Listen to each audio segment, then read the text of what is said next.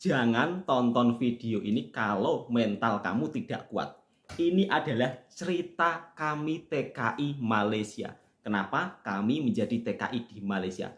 Buat kalian yang sukanya masih malas kerja, berpikirlah positif untuk menjadikan ini motivasi. Jangan suka ngetik kemudian komentar negatif. Woi, Anda salah besar. Bangun. Perbaiki mentalnya supaya bisa berkembang dan maju. Mari kita simak videonya. Assalamualaikum warahmatullahi wabarakatuh. Bismillahirrahmanirrahim. Banyak ya dari beberapa individu, bukan semuanya, individu yang mungkin tidak suka dengan TKI Malaysia. Terkadang kalau saya reaction tentang gaji TKI Malaysia, ada juga yang marah-marah, nggak jelas. Terus ada juga yang mungkin tidak suka dengan negara Malaysia, mereka komennya juga negatif. Weh, kamu itu sukanya puji-puji negara orang gitu. Sebetulnya itu bukan puji-puji negara orang ya, kalian harus ambil sisi positifnya. Saya itu menceritakan tentang faktanya yang terjadi jika menjadi TKI di Malaysia secara resmi. Di sini memang faktanya fasilitas gratis dan untuk kesehatan juga terjamin. Kalau kalian nggak percaya, kalian bisa datang ke Malaysia dan bekerjalah menjadi TKI resmi. Jangan suka ketik-ketik handphone saja tapi tidak pernah melihat kenyataannya. Ya kan? Hidupmu itu jangan suka iri hati kalau melihat orang-orang bahagia. Di sini kami itu menceritakan tentang kisah perjalanan kami. Oh, begini loh kalau kita menjadi TKI yang resmi, di sini kita akan terjamin segala fasilitasnya. Kalau nggak percaya, kamu kesini aja. Hai guys, Assalamualaikum warahmatullahi wabarakatuh. Waalaikumsalam warahmatullahi wabarakatuh. Kali ini aku mau ngebahas alasan aku bekerja di luar negeri, alasan aku bekerja di sini ya, di Malaysia. Yang pertama, karena faktor ekonomi. Jadi nilai itu bukan berasal dari keluarga yang kaya ya, keluarga yang punya, nilai itu berasal dari keluarga menengah ke bawah. Jadi ya salah satu alasan aku yang pertama itu untuk memperbaiki ekonomi keluarga supaya nilai bisa ngebahagiain orang tua juga dari hasil kerja nilai di sini. Yang kedua adalah lapangan kerja yang tidak memadai di Indonesia. Yang Nila tahu ya, Indonesia itu banyak sekali syarat-syarat yang harus kita penuhi. Ini yang menyedihkan ya. Memang kalau di tempat saya itu kalau lapangan pekerjaan itu memang sulit. 155 cm, nggak boleh minus, nggak boleh gigi berlubang, nggak boleh ini itu. Jadi kayak kita ngerasa kayak aku ngerasa kayak terbebani banget. Ya emang karena Indonesia sendiri sangat-sangat memprioritaskan syarat-syarat tersebut ya.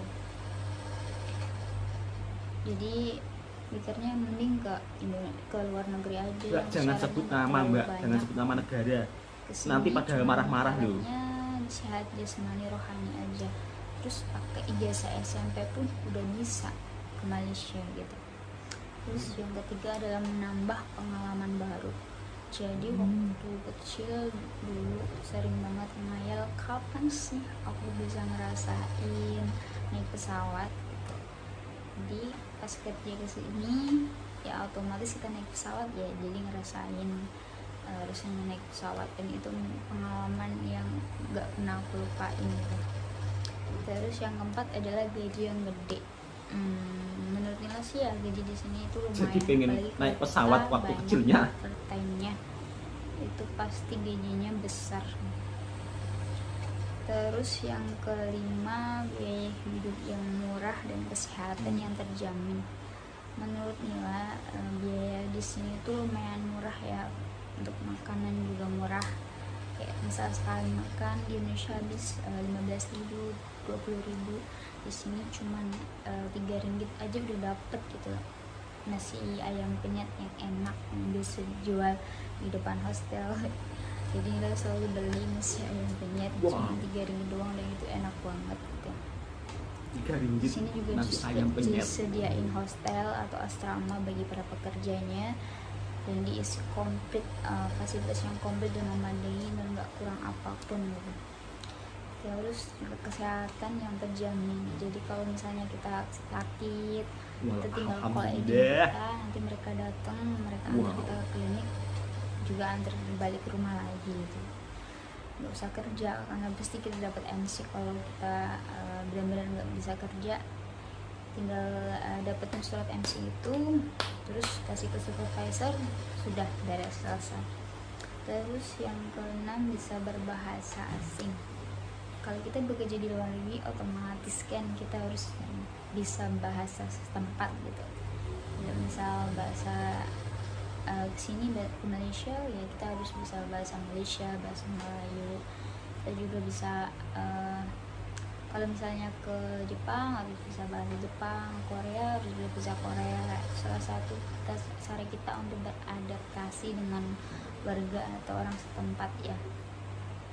Di sini juga kebanyakan orang Melayu pakai bahasa Inggris juga, jadi menambah pengetahuan kita dikit-dikit tentang bahasa asing juga, termasuk Indonesia bisa, Malaysia bisa, Inggris juga bisa gitu. Terus yang ketujuh adalah memahami budaya lain. Jadi selain itu semua yang Nila sebutkan tadi, kita juga bisa memahami budaya negeri Nah, ini sangat penting, memahami budaya lain dan menghormatinya ya. Pakaian gitu, makanan, misal pakaian orang Malaysia seringnya mereka pakai baju kurung, sementara ya orang Indonesia kan pakaiannya kayak gini, formal, lebih kayak casual gitu. Kalau orang Melayu sukanya pakai yang baju kurung gitu.